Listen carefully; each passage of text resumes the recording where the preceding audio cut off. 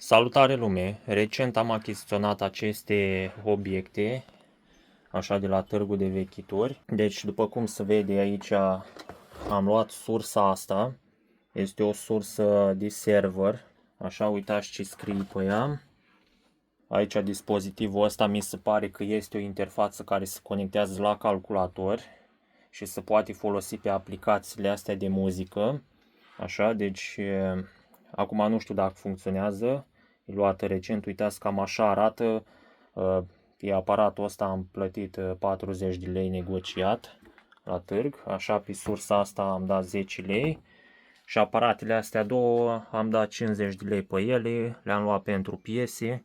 Deci am să le bag în priză ca să vă arăt și vouă că sunt funcționale. Astea două aparate am să le dezmembrez, că oricum nu am ce face cu ele.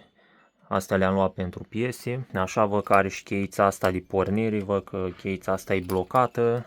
În schimb, asta funcționează. Așa, deci prima dată am să încep cu astea de aici, pe urmă am să încep și cu sursa și asta am să-l las chiar la urmă. Asta de muzică oricum am să-l desfac și pe asta ca să vă arăt cam ce conține înăuntru. Acum am să încep cu astea două, uitați așa, deci am să le alimentez la 220, uitați să vă arăt și partea din spate, au și radiatoare, uitați aici cum arată partea din spate, cam așa arată și radiatoarele.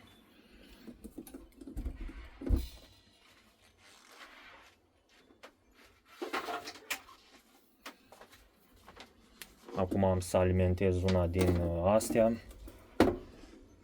uitați aici, se pare că a făcut un zgomot, uitați ceva a pornit aici, văd că scrie ceva pe ecranul ăsta, dar se vede foarte greu. Da, și voi. Bănuiesc că acum este pe modul pornit.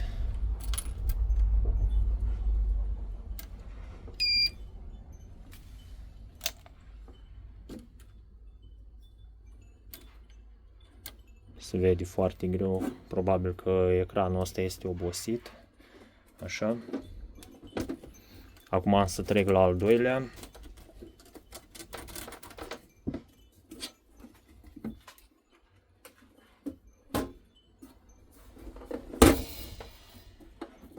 Uitați aici, îmi conectez pe al doilea. O porni și ăsta, văd că ăsta se vede mai clar.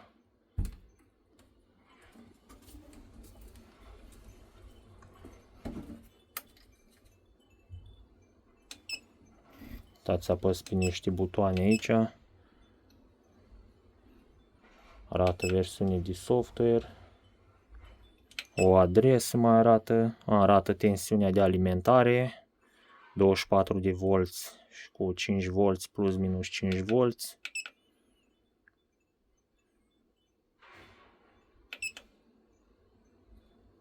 Arată și temperatura.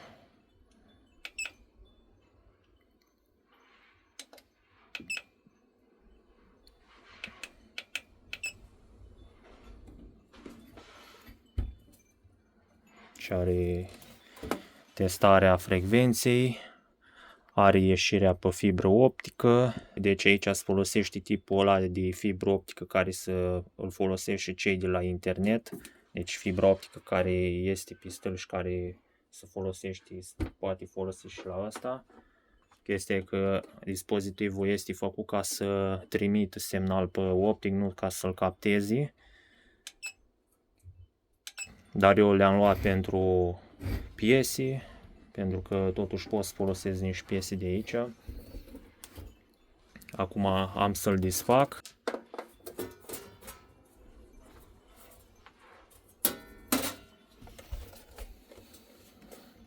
Uitați aici.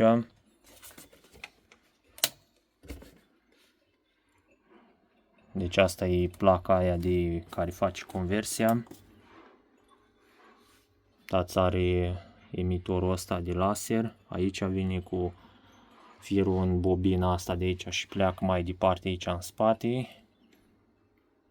Aici mai are niște integrate care nu le-am căutat pe internet, nu știu ce sunt.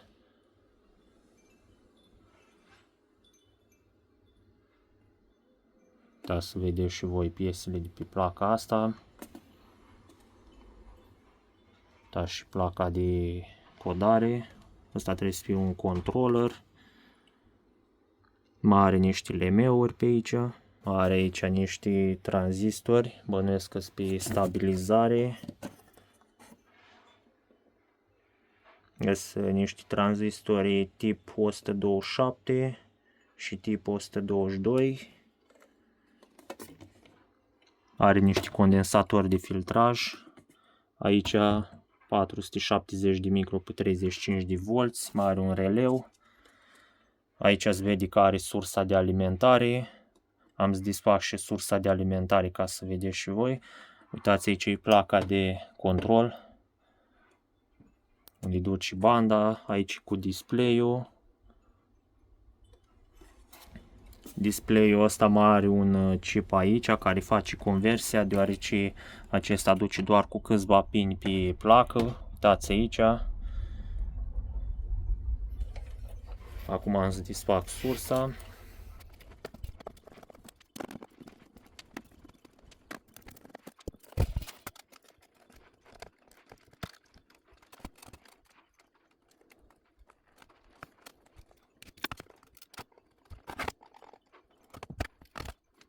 Uitați și sursa.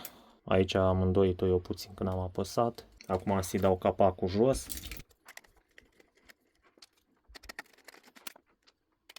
Am scos șuruburile de la capac. Uitați aici.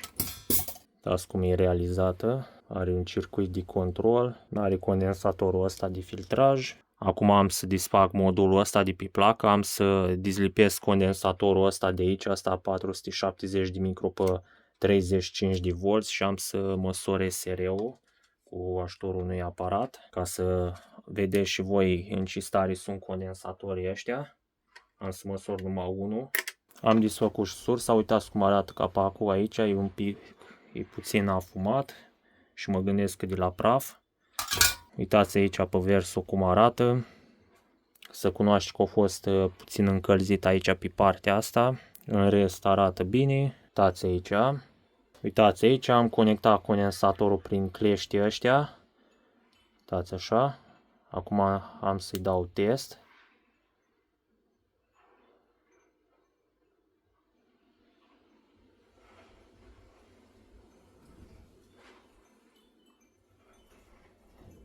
Uitați condensatorul, valoarea SR. Deci cam ăsta-i.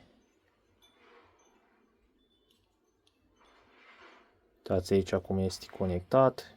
Acum am să-l desfac pe ăsta la alt.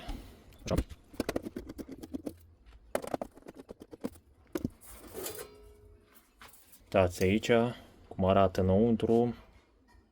Uitați panoul din față. Uitați și placa de control.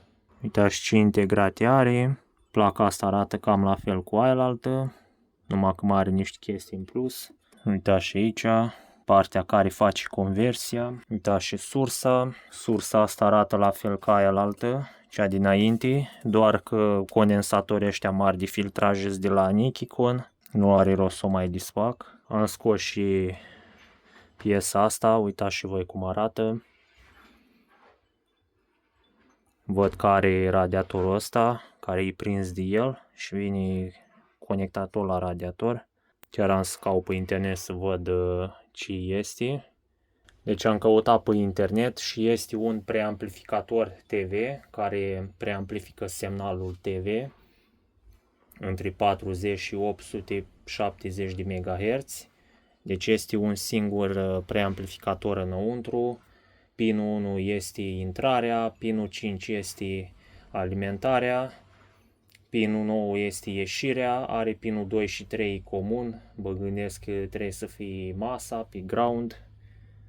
Se vede aici și pe cablaj că tot așa vine. Deci practic acest operațional se poate folosi numai la frecvenții foarte mari.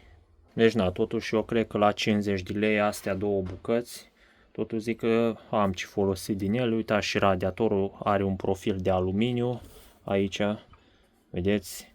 Pe profilul ăsta de aluminiu se pot monta fără probleme niște tranzistori cu capsulă TO3, numai că trebuie găurit. Profilul ăsta îți permite să prinzi modulul cu tranzistorii TO3 pe un radiator drept. Profilele astea sunt destul de groase. Deci talpa asta are 5 mm și asta la altă din partea asta are 3 mm.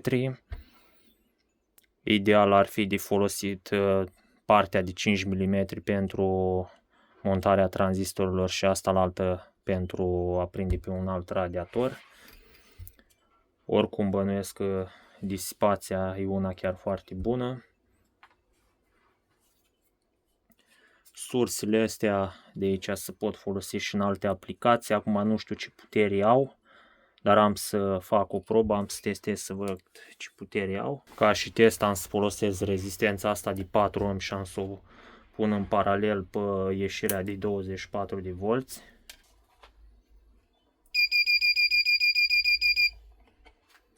Se pare că nu suportă consumul de 4 ohmi. Atunci am să pun o rezistență de 10 ohmi, dar n-am să țin mult.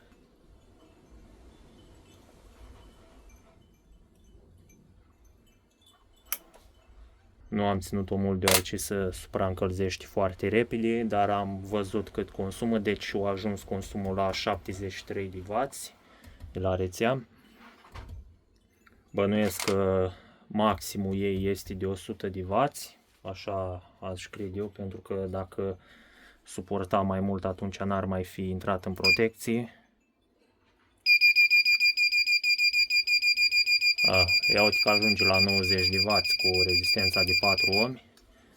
Doar că bănuiesc că și tensiunea coboară foarte mult. Se pare că s-a încălzit, dar foarte puțin. Acum vreau să văd cam cât scade tensiunea. Da, și voi, tensiunea scade la 17 volți cu un consum de 90 de W.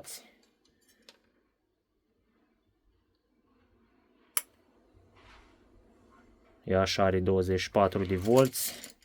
Aici văd că are un regulator pe sursă.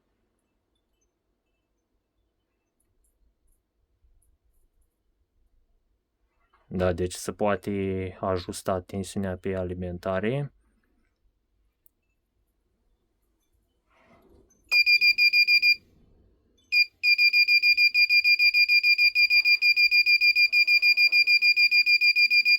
Deci mai puțin de atâta nu se poate reduce. Și maximul văd că duce și mai sus. 27 de volți. Cam așa.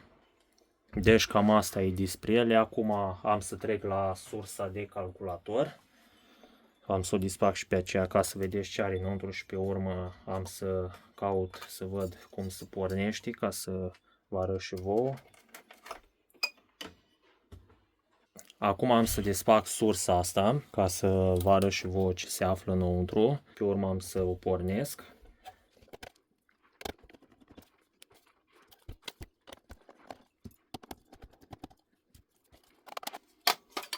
Deci cam așa arată înăuntru. Da, și voi ce piese are. După cum pare, alimentarea se face pe aici. Vedeți, scrie și pe placă. Aici, pe partea asta, trebuie să fie ieșirea la aia de 12 volți. Și undeva pe pinii ăștia mititei trebuie să fie standby-ul.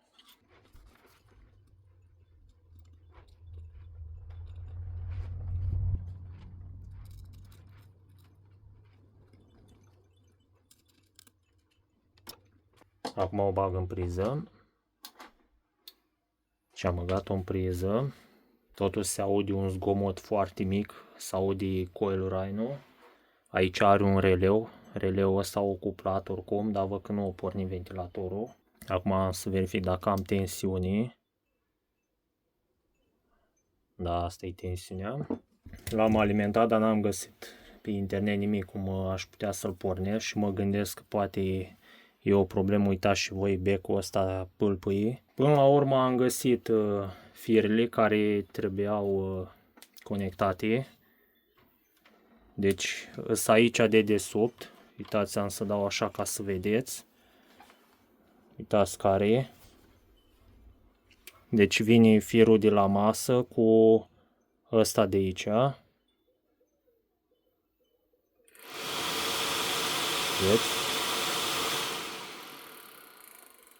Deci am făcut aici un ștrap din ăsta mic, uitați.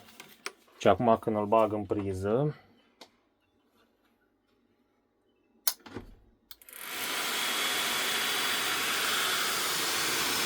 uitați, becul stă aprins verde.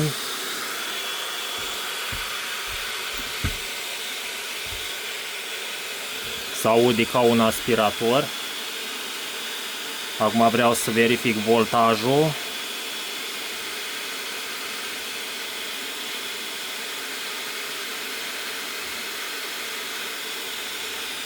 Uitați și voi, 12 volți.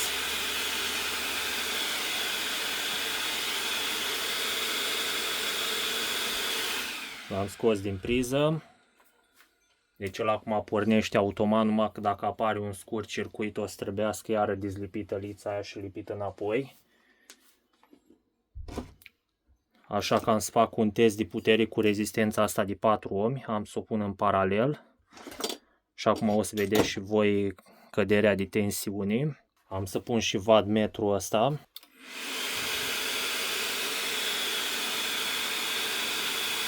Acum am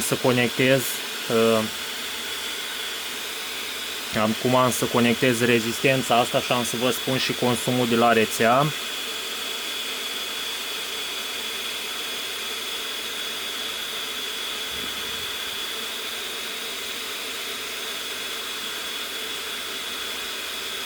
Consumul la rețea este de 68 de W. Nu e foarte mult. Acum am conectat rezistența asta, uitați, am pus firele la ea.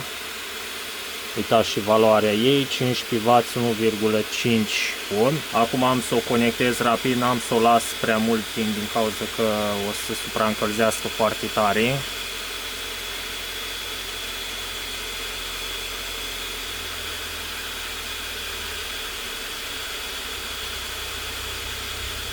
...135 de W. Așa. N-am lăsat-o mult, dar am văzut că o coborât tensiunea o leacă și consumul a crescut la 135 de W. Rezistența s-a încălzit, dar foarte puțin. Aș putea să folosesc o rezistență de 0,5, dar nu am aici. Dacă aveam de putere așa mare, puteam să folosesc, dar dacă el o rezista la consum, adică dacă nu a intrat în protecție, înseamnă că chiar are ceva putere. Deci, eu totuși aș zice că chiar are ăștia 22 de amperi pe 12 volți. Așa. Deci, na, cam asta e dispus despre această sursă. Acum am să o asamblez înapoi și am să trec la mixerul ăla. Acum am să vă arăt aparatul ăsta. Uitați și voi ce este. Uitați mufele de conectare. Uitați pe versul aici. Îi lipsesc butoanele astea de aici și astea din capăt. Acum am să-l alimentez. Am pregătit deja o alimentare. Uitați asta de aici. Uitați, l-am băgat. O pornit. S-au aprins becurile astea acum.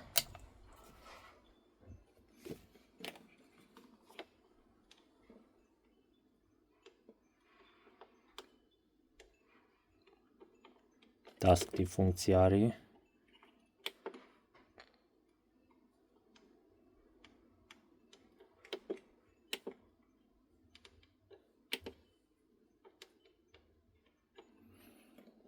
Da, are mai multe funcții. Am pregătit și un cablu USB. Uitați, așa. Acum am să-l conectez la calculator.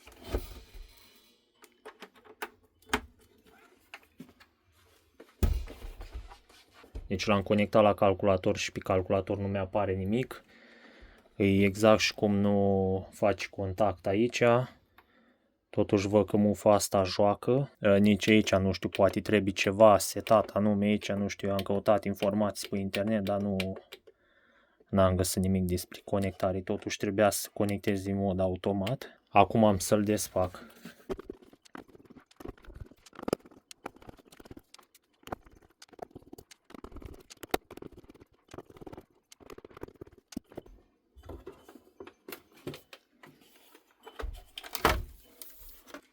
Deci cam așa arată înăuntru. Văd aici că are o bandă de conectare. Mai are și cablul ăsta care cred că îi face lui alimentarea sau ceva.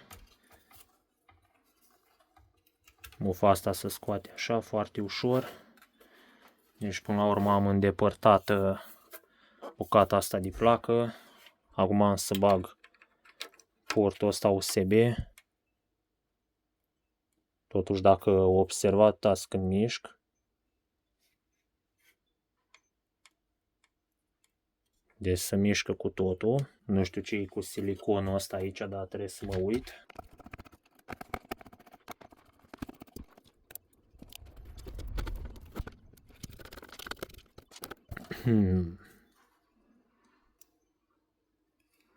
Am să îndepărtez siliconul ăsta ca să văd mai exact. Văd aici că se mișcă și partea asta din spate.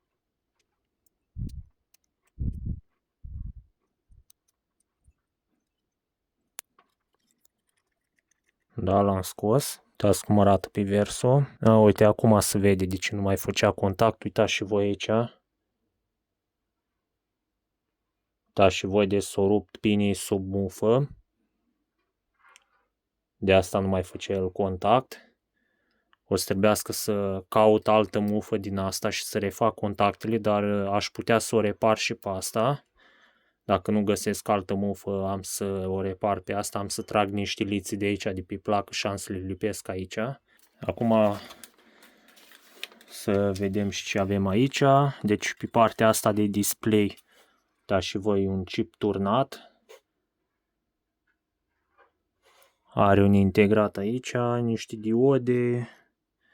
Am să desfac partea asta cu butoanele de aici să văd cam ce se află în zona asta.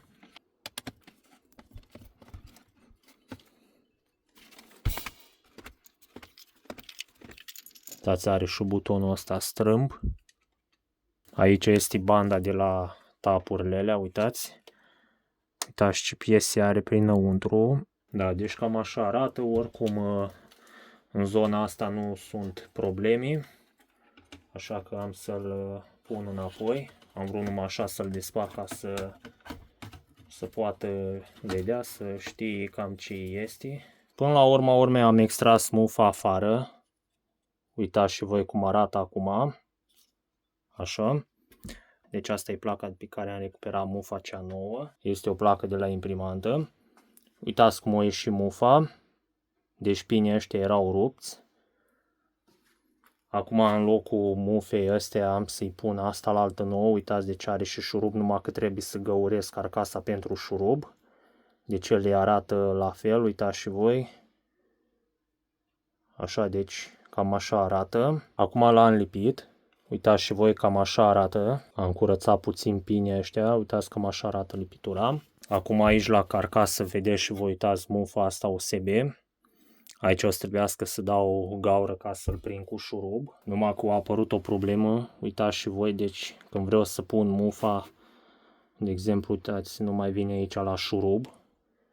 Așa că îți de voi să-i tai urechea asta de aici. Dacă îi tai ăsta jos, el atunci va intra prin locul ăsta. Uitați așa. Deci până la urmă cam asta am să și fac. La mufa asta USB am mai făcut o întăritură, uitați și voi. Așa, care iese un pic aici deasupra la tabla. Asta e pus în momentul când bagi mufa să nu se miște în sus. Deci asta ține blocat ca să nu se mai miște mufa. Acum l-am montat înapoi. Uitați aici USB-ul. Am să-l conectez înapoi. Așa, o pornit. Am să conectez și USB-ul.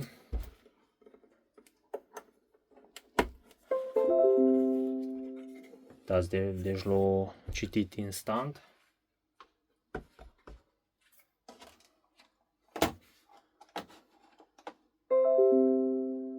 Deci dispozitivul poate să funcționeze conectat la calculator fără cablu de alimentare separat. Uitați și voi, este conectat doar cablu USB. L-am conectat la portul USB 3.0. În general, porturile USB 3.0 oferă mai mult curent decât cele 2.0. Deci cam ăsta e videoclipul. Sper că v-a plăcut și am să revin cu un alt videoclip destul de curând.